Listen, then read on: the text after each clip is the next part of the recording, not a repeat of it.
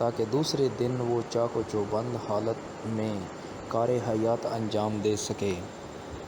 اس مقصد کے حصول کے لیے گھر کے ایک گوشے کو کمرہ استراحت یعنی بیڈ روم کے طور پر مختص کیا جاتا ہے۔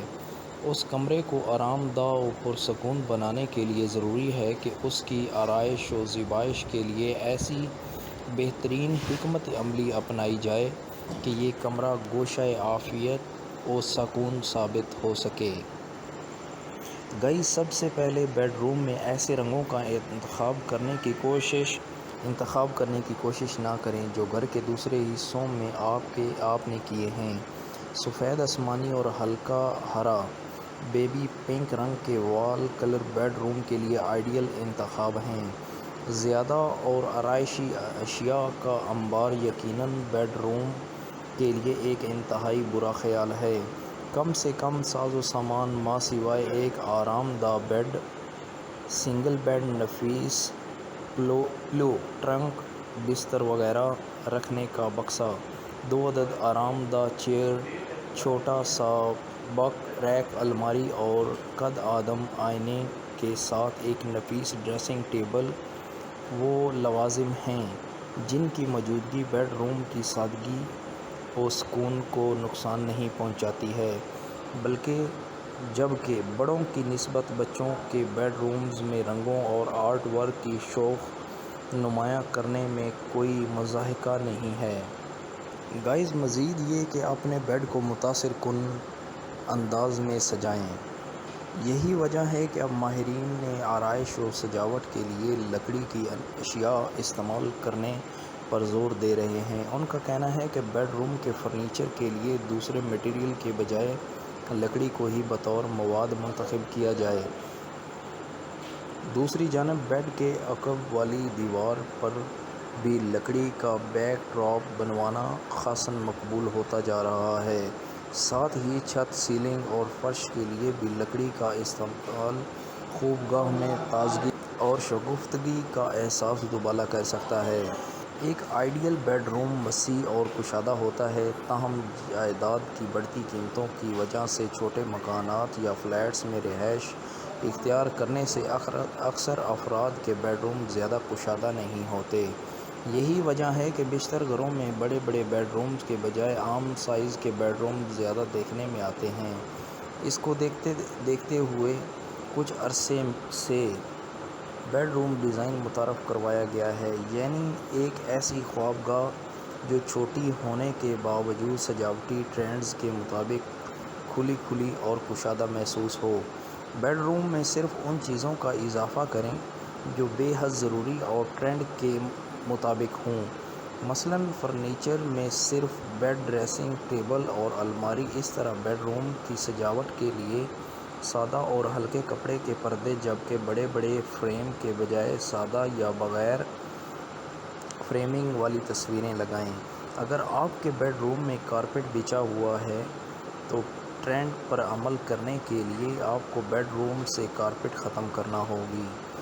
معروف international interior decoration web site کے CEO لیسا ریکارڈ کے مطابق بیڈ روم میں کی گئی مکمل کارپیٹنگ نہ صرف مٹی اور دھول کا باعث بنتی ہے جبکہ اس سے بہت سی الرجیز بھی مکینوں پر حملہ آور ہو جاتی ہیں۔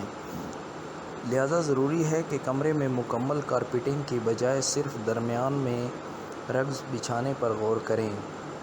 اس ایریا میں آپ کافی ٹیبل کا اضافہ کر کے بیڈ روم کی سجاوٹ کو ایک نیا انداز دے سکتے ہیں۔ جب کمرہ چھوٹا ہو تو اس کا پورا ماحول ہم آہنگ ہونا چاہیے۔ اس مقصد کے لیے سفید رنگ مددگار ثابت ہوگا جو کمرے کو کشادہ دکھاتا ہے۔ لیسا ریکارڈ بیڈ روم کی آرائش کے طور پر پنکھا نہ لگانے کا مشورہ دیتے ہیں۔ ان کا کہنا ہے کہ کمرے کے مرکز میں چھت پر نصب پنکھوں کی روایتی انداز کو ہینگنگ لائٹس میں تبدیل کر دیا جائے۔ لیسا ریکارڈ کا کہنا ہے کہ کمرے کے مرکز میں لگے سیلنگ فین کی جگہ خوبصورت اور مہنگا فانوس یا پھر ہینگنگ لائٹ سجاوٹ کے ایک عام انداز کو بدل دے گا۔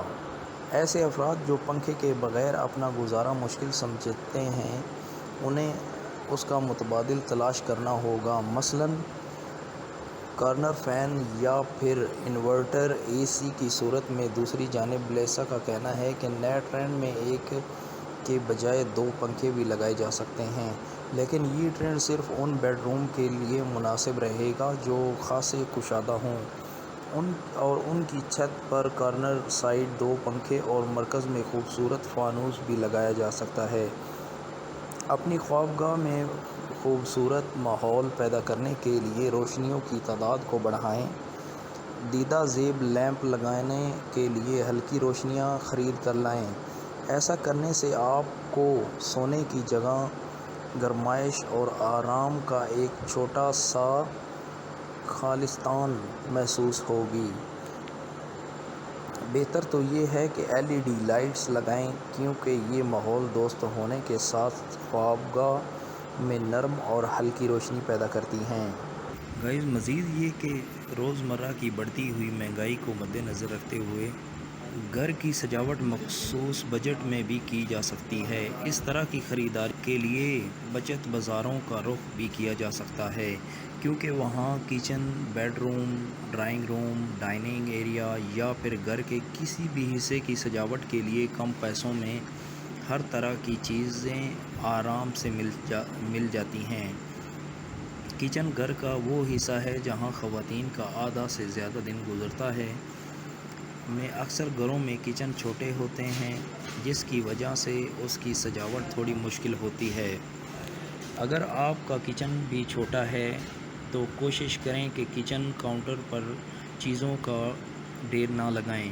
کوشش کریں کہ زیادہ تر اشیاء کیبنٹ یا کسی باکس میں رکھیں تاکہ چیزیں سمٹی رہیں اور کچن خالی لگے۔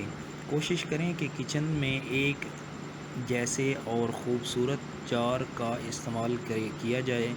کچن میں اگر کوئی کھڑکی ہے تو اسے گلدان سے سجا دیں۔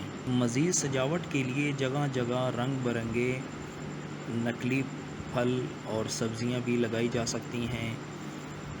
چھوٹے گھروں کی تعداد زیادہ ہے، جس کے باعث بیڈ روم بھی چھوٹے ہی ہوتے ہیں، اس لیے کوشش کریں کہ کمرے میں رکھے جانے والے فرنیچر زیادہ بڑا اور پھیلا ہوا نہ ہو۔ جتنا ممکن ہو سمٹے ہوئے مگر خوبصورت فرنیچر کا انتخاب کریں۔ کمرے میں کم سے کم اور صرف ضروری سامان رکھیں تاکہ کمرہ صاف لگے۔